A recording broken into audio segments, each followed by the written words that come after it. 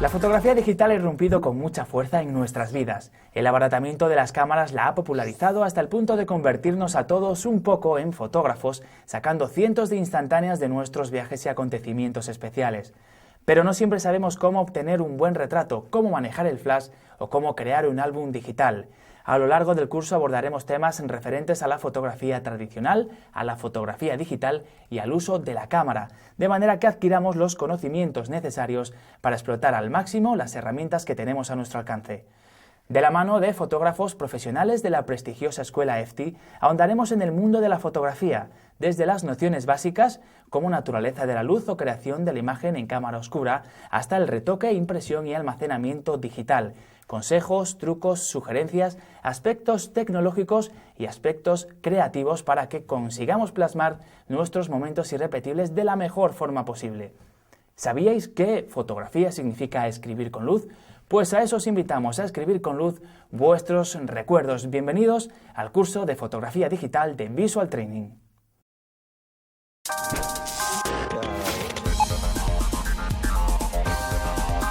Nos acompaña Beatriz Martínez, fotógrafa y profesora de la prestigiosa Escuela de Fotografía EFTI. Bienvenida, Beatriz. Muchas gracias, Juan Pablo. Decíamos al principio que fotografiar es escribir con luz, pero ¿cómo se forma la imagen dentro de la cámara fotográfica? Es un concepto muy simple y se debe a leyes ópticas. En el momento en que tenemos una habitación o una caja completamente estanca la luz y se abre un orificio, un pequeño orificio en una de sus paredes, en la pared opuesta se forma una imagen invertida de lo que tenemos aquí fuera. Esto es un concepto que se conocía desde la antigüedad y es muy utilizado en el Renacimiento como elemento auxiliar de dibujo, ya que los artistas colocaban un papel en la parte de atrás y copiaban o calcaban las imágenes que tenían allí delante. Así que una cámara fotográfica es una cámara oscura.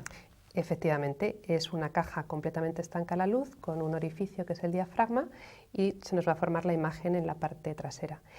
Para que se convierta realmente en una cámara fotográfica lo que necesitamos es registrar la imagen de forma permanente y no con el lápiz del dibujante. Y para esto necesitamos un material fotosensible. Nos vas a explicar ahora qué es esto de material fotosensible, Beatriz. Sí, un material fotosensible es un material sensible a la luz, porque como hemos dicho que la palabra fotografía viene de registrar o capturar la luz, lo que tenemos que hacer es esta imagen evanescente, capturarla con un material que reaccione ante la luz. Entonces hay diferentes materiales que reaccionan ante la luz. Las sales de plata, en concreto, tienen la propiedad de que cuando les llega luz se ennegrecen. Entonces el papel fotográfico está hecho de sales de plata y en el año 1839, que es cuando se considera el origen de la fotografía, consiguen en una cámara oscura, que hemos visto que se conocía desde la antigüedad, poner este papel fotográfico hecho a base de sales de plata y registrar y fijar la imagen que se forma en su interior. Pero en las cámaras actuales, en las cámaras digitales, no hay ningún papel, ningún carrete, ningún material. Bueno, lo que tenemos es el captador digital. Una cámara digital sigue siendo una cámara oscura, lo que pasa es que hemos sustituido el elemento fotosensible. En vez de tener el papel fotográfico hecho a base de sales de plata, tenemos un captador digital de silicio que también es fotosensible. Pues vamos a ver todo esto que nos has explicado en el siguiente vídeo. La palabra fotografía proviene del griego y significa escribir con la luz, de lo que se desprende que los dos aspectos esenciales de este arte son la luz y su registro. La luz incide sobre los objetos y, dependiendo del color que tengan, reflejarán más o menos luz, algo que está íntimamente ligado con la formación de la imagen en la cámara oscura. Veámoslo en el siguiente ejemplo. Un árbol refleja luz en todas direcciones. Delante de él situamos una caja completamente estanca a la luz, pero con un pequeño orificio en uno de sus lados. Sabiendo que la luz se propaga en línea recta, del punto superior del árbol saldrán únicamente dos rayos que, al atravesar el orificio, se proyectarán en la parte inferior del interior de la caja. De igual manera, desde el punto inferior del árbol, dos haces de luz se proyectarán en la parte superior del interior de la caja, completando una imagen del árbol, pero invertida. Es un principio óptico básico y, por tanto, inmutable. El mecanismo de todas las cámaras, desde las más antiguas a las más modernas, está basado en él. Esto ya lo conocían los griegos, los árabes y, de hecho, todos los avances que se hacen en perspectiva en el Renacimiento se producen gracias a la utilización de cámaras oscuras. Como dato curioso, contaros que las construían de una dimensión tal que les permitiera observar desde su interior las imágenes invertidas que se creaban para después copiarlas o calcarlas. Una pregunta, Beatriz, ¿cuáles son las partes que conforman una cámara fotográfica? Bueno, pues en cualquier cámara fotográfica tenemos 4 partes básicas: el objetivo, el diafragma, el obturador y un elemento fotosensible que en el caso de las cámaras digitales es el captador digital. Para entender mejor el funcionamiento de cada una de estas partes podemos compararlas con diferentes partes del ojo. En primer lugar tenemos los párpados, que en la cámara fotográfica sería el obturador, una cortinilla que se abre y se cierra para dejar pasar más o menos luz. En el ojo tenemos el iris, en la cámara tendríamos el diafragma, va a ser un orificio que se abre y se cierra para también dejar pasar más o menos luz. En el ojo tenemos el cristalino, en la cámara el objetivo, que es el encargado de hacer que la imagen aparezca nítida y enfocada. Y por último, en el ojo tenemos la retina y en la cámara el captador digital, que es el encargado de que se registre la imagen. Pues ahora lo que vamos a ver a continuación, una vez que hemos visto las partes que conforman una cámara y un poquito de historia, vamos a ver la diferencia entre una cámara reflex y una cámara compacta.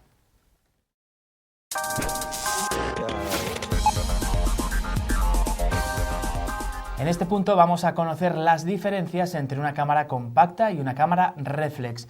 ¿Cuáles son estas diferencias, Beatriz? Bueno, pues las cámaras compactas se llaman así porque el cuerpo de la cámara y el objetivo son un bloque compacto, no podemos intercambiar objetivos.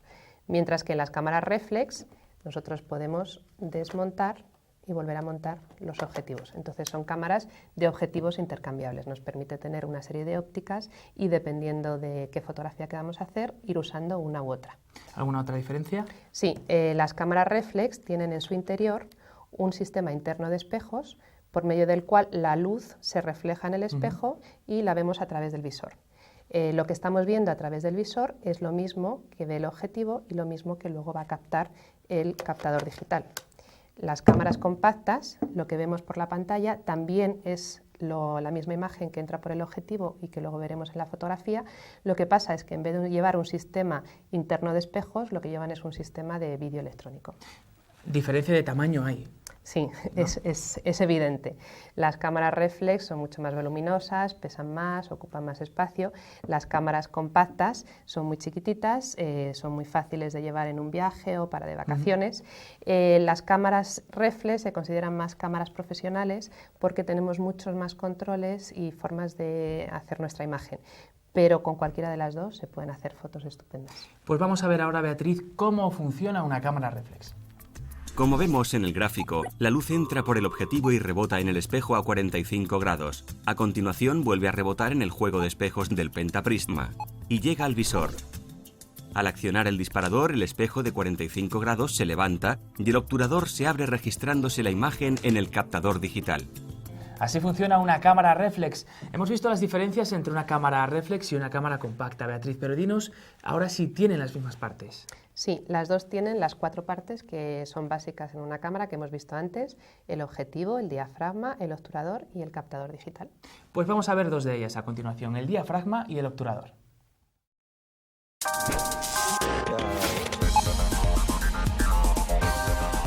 El obturador y el diafragma son 2 elementos de nuestra cámara fotográfica que nos permiten controlar la luz. ¿Pero qué es, en primer lugar, Beatriz, el diafragma? El diafragma es un dispositivo que tienen las cámaras, son una serie de laminillas metálicas que se abren y se cierran y me permiten controlar la cantidad de luz que llega al captador. Si abro mucho el diafragma llega mucha luz y si cierro el diafragma llega menos luz. Lo habíamos comparado con nuestros ojos, con el iris de nuestros ojos, ¿no? Efectivamente, cuando estamos en una habitación oscura nuestro iris se dilata para dejar que entre más luz a la retina y cuando salimos a exteriores y hay mucha luz nuestro iris se contrae. Si estuviéramos haciendo una fotografía necesitaríamos hacer lo mismo con el diafragma. En casos en los que haya poca luz necesitamos abrir diafragma y en casos en los que haya más luz podemos cerrar el diafragma.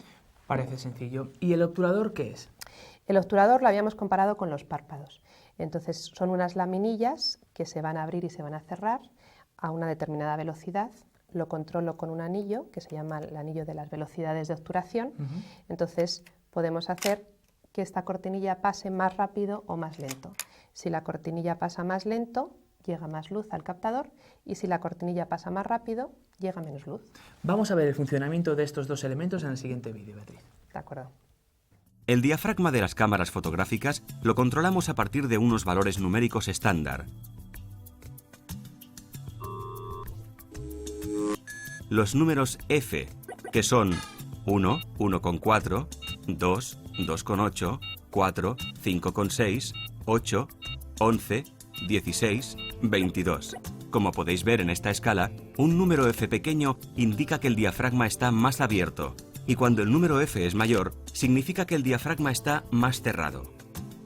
Cada uno de estos números f en la escala deja pasar la mitad de la luz que el diafragma anterior y el doble que el siguiente. Por ejemplo, un diafragma 5,6 va a dejar pasar menos luz que un 4, concretamente la mitad. De igual manera, dejará pasar el doble de luz que un f8. Controlamos la abertura del diafragma con un dial que suele estar en la parte superior de la cámara. En otras ocasiones, lo encontraremos en la propia óptica. Dependiendo de la máquina, los números f pueden aparecer en tercios o en enteros. Cuando en fotografía se habla de abrir o cerrar un paso o punto, siempre nos referimos a un paso completo de diafragma. De modo que si estamos con un diafragma 8 y se nos pide abrir 2 puntos, tendremos que poner un F4. Se define velocidad de obturación como la velocidad a la que se abre o se cierra el obturador de una cámara. Controlaremos la velocidad de obturación con un dial que se encuentra normalmente en la parte superior de la cámara. El obturador se controla con el dial que indica las diferentes velocidades de obturación. Los números que aquí aparecen aluden a la rapidez con la que se abrirá y se cerrará de nuevo la cortinilla, o, lo que es lo mismo, a la cantidad de luz que dejaremos pasar. Estas cifras hacen referencia a fracciones de segundo, de manera que el 30 es en realidad un treintavo de segundo y el 1000 una milésima. Este es el tiempo que permanece abierta la cortinilla. Así pues, si lo ponemos en 1, por ejemplo, quiere decir que el obturador permanece abierto un segundo. Independientemente de la velocidad máxima y mínima que ofrezca nuestra cámara, contará como las demás con una posición denominada B para la función Bull. Esta permite mantener el obturador abierto tanto tiempo como mantengamos pulsado el disparador. Se usa especialmente en fotografía nocturna con un cronómetro para controlar la exposición y se suele conectar un disparador remoto para no tener que estar apretando el botón de disparo. Después de ver este vídeo, Beatriz, me pregunto, ¿en qué va a influir el que utilicemos una velocidad de obturación más o menos rápida o un diafragma más o menos abierto? Bueno, pues más adelante vamos a ver que el diafragma me va a influir en lo que llamamos la profundidad de campo, que es el espacio que tengo enfocado en una fotografía, que este puede ser mayor o menor. Y la velocidad de obturación va a influir en cómo se registra el movimiento. Yo puedo congelar una acción o captar la estela del movimiento. Pues vamos a ver a continuación más elementos de nuestra cámara fotográfica.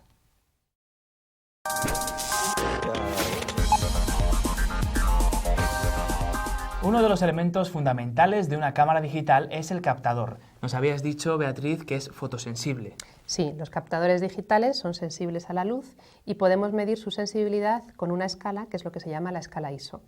Entonces, de esta forma, cuando tenemos poca luz para hacer una fotografía, tenemos varias opciones. O bien abrimos el diafragma, pero hay ocasiones en las que esto no es suficiente, entonces podemos poner una velocidad de obturación lenta, pero esto nos puede provocar que la foto salga movida. Entonces nuestra tercera opción es cambiar la sensibilidad de la cámara y sería aumentarla. Pues vamos a ver en el siguiente vídeo la escala ISO y cómo modificar la sensibilidad de nuestra cámara digital. La escala ISO es la siguiente: 100, 200, 400, 800, 1600 y 3200. Está situada en un dial en el exterior de la cámara donde pone ISO, o bien se puede acceder a ella desde el menú general de la cámara.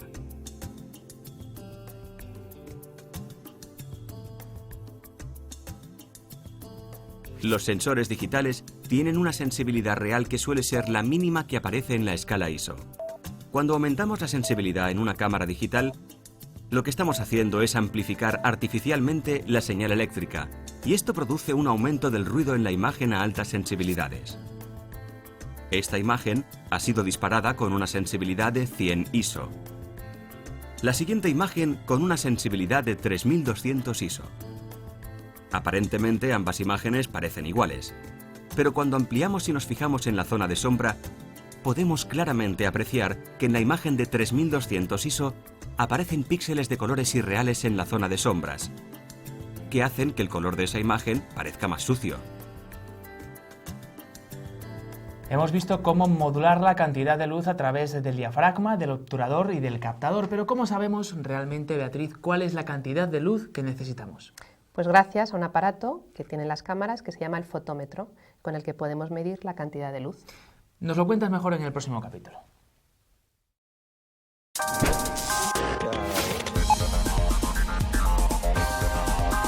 En este capítulo vamos a ver más a fondo ese dispositivo del que nos hablaba Beatriz anteriormente. Beatriz, el fotómetro, ¿en qué consiste?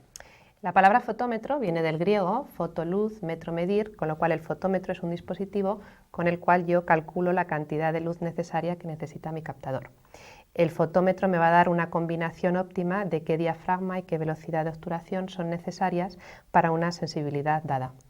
¿Y todas las cámaras digitales tienen fotómetro? Sí, se activa normalmente pulsando el botón del disparador hasta la mitad y a través del visor me va a indicar cuál es esta combinación correcta. Pues vamos a ver un vídeo en el que queda todavía más claro. El fotómetro nos ayuda a calcular la exposición correcta que una determinada escena necesita, evitando que la fotografía nos quede demasiado clara, lo que llamamos una sobreexposición, o demasiado oscura, lo que llamamos una subexposición. Hay diferentes diseños de fotómetros. El más frecuente en las cámaras digitales es uno parecido a este, en el que se muestra una serie de rayas con una marca central y unas indicaciones de +1, +2, -1 y -2. La exposición correcta la obtendremos cuando el fotómetro está centrado. Cuando el fotómetro señala +1, lo que está indicando es que la foto va a quedar sobreexpuesta a un punto. Recordaros que un punto significaba un valor completo de diafragma o de velocidad de obturación. Si el fotómetro señala -1, significa que la foto va a quedar subexpuesta a un punto, es decir, la foto quedará oscura. Un +2 significa que la foto quedará sobreexpuesta a 2 puntos y por lo tanto quedará todavía más clara. Un -2 significa que la foto queda subexpuesta a 2 puntos y por lo tanto más oscura. ¿Cómo hago mi primera medición? Lo primero es colocar la cámara en el modo manual para poder controlar el diafragma y la velocidad de obturación de forma independiente. A continuación, selecciono la sensibilidad a la que quiero trabajar, en este caso 100 ISO. Ahora tengo que ir moviendo los diales del diafragma y de la velocidad de obturación hasta que consigo centrar el fotómetro. Normalmente se suele dejar uno de los dos diales fijo y se va moviendo el otro hasta que se encuentra la medición correcta. En nuestro ejemplo queremos hacer la fotografía de una manzana. Seleccionamos un diafragma de 5,6 y vamos moviendo el dial de la velocidad de obturación hasta que conseguimos que el fotómetro quede centrado. Lo logramos al colocar una velocidad de 1/60 de segundo. Ya tenemos nuestra combinación de diafragma y velocidad correctos, 5,6, 1/60, para una determinada sensibilidad, 100 ISO, y con unas condiciones de luz determinadas. Ahora vamos a hacer otra medición. Pero en este caso vamos a fijar la velocidad de obturación y vamos a buscar cuál es el diafragma correspondiente. Seleccionamos una velocidad de 1/15 de segundo y movemos el dial de los diafragmas. Comprobamos que el fotómetro nos da la medición correcta con un diafragma 11. Esta sería otra combinación correcta para realizar esta fotografía. De hecho, vemos que las dos fotos han quedado expuestas de la misma forma a 5,6, 1/60, y a 11, 1/15. De hecho, no existe una sola combinación, ni dos, sino que para unas condiciones de luz determinadas existen múltiples combinaciones de diafragma y velocidad que nos darán la misma exposición. Esto es lo que en fotografía se llama la ley de reciprocidad. Esto sería lo mismo que intentar llenar un recipiente con la misma cantidad de agua, en mucho tiempo abriendo poco el grifo, o en poco tiempo con el grifo más abierto.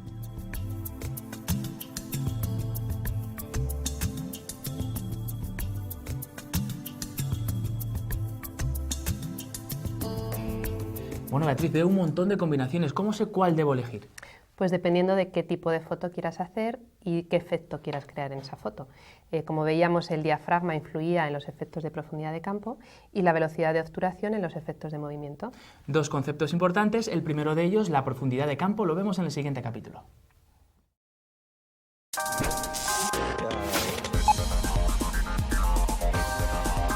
Seguimos viendo conceptos importantes que os van a ser muy útiles en vuestra iniciación al mundo de la fotografía. Nos decía antes Beatriz que el diafragma influía en la profundidad de campo, pero ¿qué es la profundidad de campo?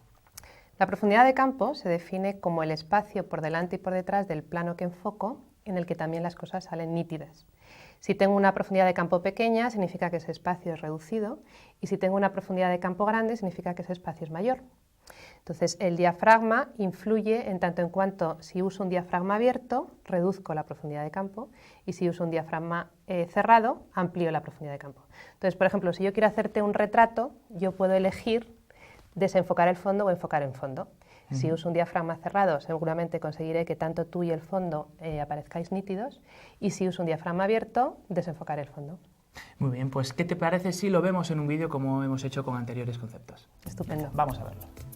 Por profundidad de campo se entiende el área o la distancia dentro de la cual los motivos permanecen enfocados. Esta fotografía está tomada con poca profundidad de campo.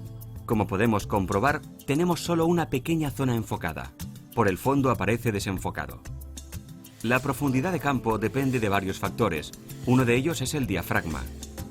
Cuanto más abierto esté el diafragma, menos profundidad de campo. Cuanto más cerrado esté el diafragma, obtendremos una mayor profundidad de campo. En este otro ejemplo podéis ver la misma fotografía tomada con 3 diafragmas diferentes. El enfoque no se ha cambiado. En las 3 imágenes estamos enfocando al rey en el tablero de ajedrez.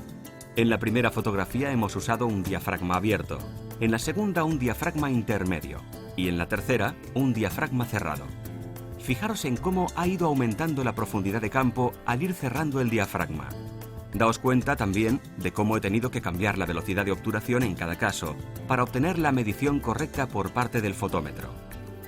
En el primer caso, al usar un diafragma abierto, he tenido que utilizar una velocidad de obturación alta.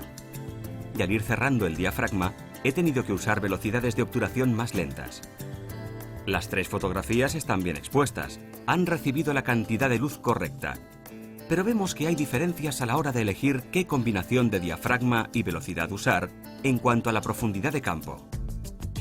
En este otro ejemplo, podéis ver un retrato hecho con un diafragma abierto y con un diafragma cerrado, y podéis comprobar que el fondo se registra de forma diferente. Es curioso, es el mismo encuadre pero parecen fotos diferentes. Sí, porque con la profundidad de campo es una de las herramientas que tiene el fotógrafo para poder influir en los diferentes centros de atención de una imagen. Por ejemplo, si volvemos al retrato ficticio que te he hecho antes, en el que elegía si quería que el fondo quedara enfocado o no, pues si abro mucho el diafragma para desenfocar el fondo, lo que hago es que centro la atención sobre tu cara. Si en cambio cierro el diafragma para que el fondo también salga enfocado, se empieza a crear una relación en el retrato entre tú y el fondo.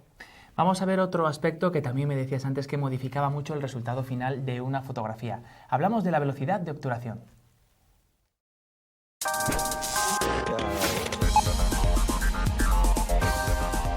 La velocidad de obturación, que es lo que vamos a ver en este capítulo, también puede modificar el resultado final de una fotografía que estemos tomando. ¿Cómo influye la velocidad de obturación? La velocidad de obturación influye en cómo se registra el movimiento. Entonces, por ejemplo, si yo quiero hacer una fotografía de un pájaro y captarla en pleno vuelo, necesito congelar ese movimiento y para eso necesito usar una velocidad de obturación rápida. En cambio, si lo que quiero tomar es una fotografía de un tren entrando en una estación y dar la sensación de movimiento, necesito usar una velocidad de obturación lenta para captar ese efecto. Vamos a ver esto que nos has contado en el siguiente vídeo. La velocidad de obturación influye en cómo se registra el movimiento. Con las velocidades de obturación rápidas, el obturador está abierto durante un tiempo muy corto, fracciones e incluso milésimas de segundo, gracias a lo cual es capaz de congelar la acción en un determinado momento.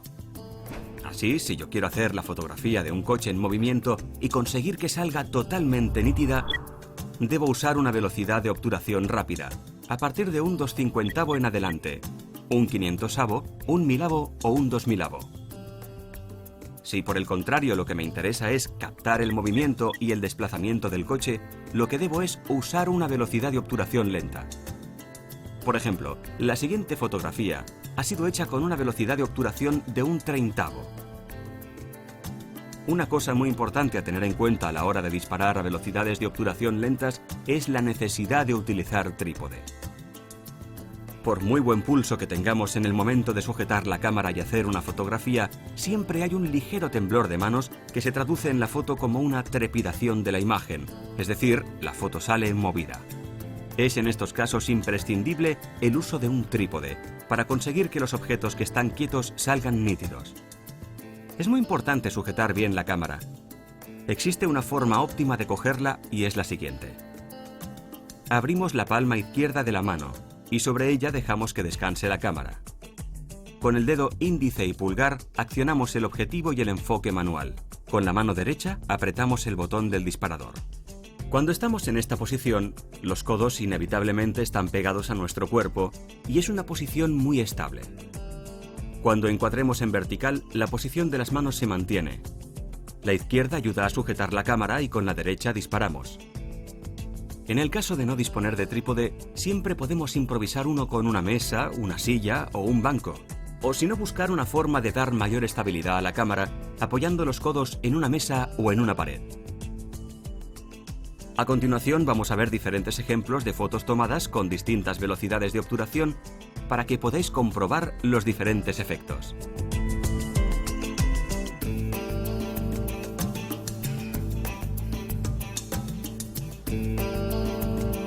Con estos efectos, Beatriz, con la velocidad de obturación y la profundidad de campo, podemos hacer que el resultado final de la imagen tomada se acerque mucho a lo que tenemos pensado anteriormente, pero quizá es un poco complicado. ¿No hay nada que nos facilite pues, el ajustar todos estos efectos?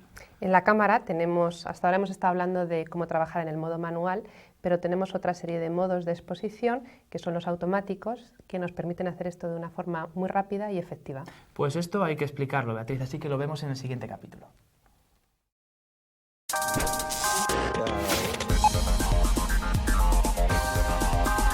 Vamos a ver a continuación los modos de exposición, que son unos ajustes predeterminados con los que la cámara, digamos que te echa una mano a la hora de seleccionar los efectos adecuados, ¿no? Sí, casi todas las cámaras nos ofrecen el modo manual, pero lo que es muy habitual es que tanto en las compactas como en las cámaras reflex tengamos una serie de automatismos o semiautomáticos con los que poder hacer todos estos efectos que hemos visto con anterioridad de una forma un poco más rápida. Por ejemplo, nos pueden ofrecer un modo de retrato en el que automáticamente se nos va a desenfocar el fondo, un modo de acción en el que automáticamente la cámara va a seleccionar una velocidad de obturación rápida para congelar el movimiento, o un semiautomático, por ejemplo, de apertura en el que yo selecciono el diafragma y la cámara automáticamente me busca la velocidad de obturación correspondiente para ese diafragma. Pues vamos a ver lo que nos estás contando tú en el siguiente vídeo.